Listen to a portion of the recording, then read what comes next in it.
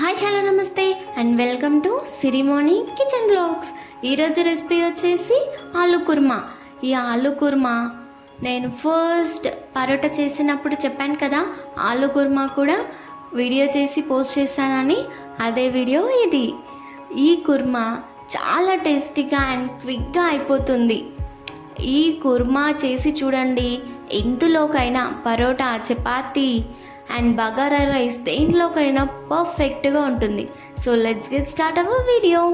First ఆలుగడ్డలు అన్నీ తీసి 2 పీసెస్గా కట్ చేసి కుక్కర్ పెట్టి ఒక 2 విజిల్స్ వచ్చేదాకా ఉడకనివ్వండి. ఇప్పుడు ఉడికించి ఆలూస్ అన్నిటినీ పీల్ తీసి ఇలా ముక్కలుగా కట్ చేసి పక్కన ఉంచుకోండి. చూసారా, ఈ సైజ్ ఉంటే సరిపోతుంది. ఇప్పుడు స్టవ్ పైన ఒక కడాయి పెట్టి అందులో 2 టేబుల్ స్పూన్ ఆయిల్ వేయండి. ఆయిల్ కాస్త వేడయ్యాక కొన్ని జీలకర్ర, కొన్ని ఆవాలు, 2 యాలకులు, 2 లవంగాలు, అలాగే కొన్ని పచ్చిమిర్చి, కొన్ని ఉల్లిగడ్డ ఇవన్నీ కాస్త వేగాక కొన్ని బిర్యానీ ఆకులు, కొంచెం పసుపు, కొంచెం అల్లం వెల్లుల్లి పేస్ట్ ఇవన్నీ వేసి కాస్త వేగనివ్వండి. ఇప్పుడు అందులోనే కొంచెం కొత్తిమీర వేయండి.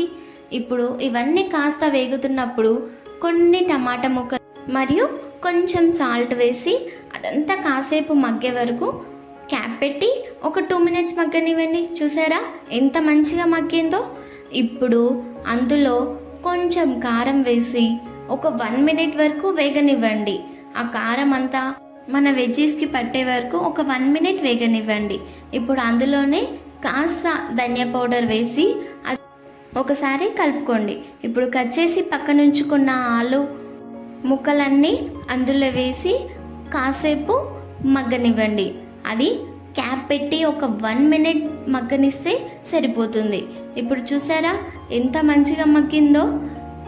ఇప్పుడు ఇలా మగ్గుతున్న టైంలో కొన్ని వాటర్ పోసి అవి మొత్తం ఒకసారి కలిపి మళ్ళీ క్యాప్ పెట్టి ఒక 2 మినిట్స్ దాకా మగ్గనివ్వండి. లో ఫ్లేమ్లో పెట్టి మగ్గనివ్వండి.